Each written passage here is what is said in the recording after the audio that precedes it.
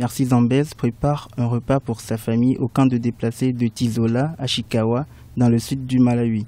Plus de 1000 Malawites vivent désormais ici après les inondations causées par les pluies torrentielles qui se sont récemment abattues sur le pays. Ces intempéries ont causé la mort d'environ 200 personnes.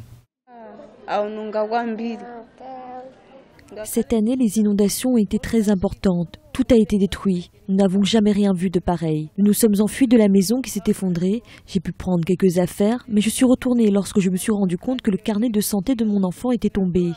Je savais que sans ce carnet, si mon enfant tombait malade, ce serait un problème.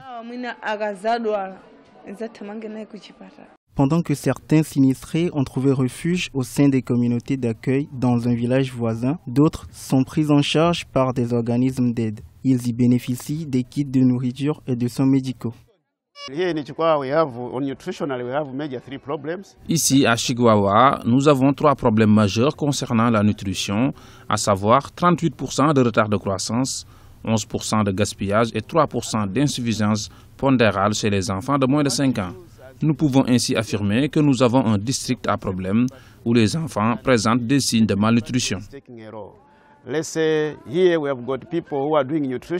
Le service météorologique met en garde contre de plus fortes pluies au cours des prochaines semaines.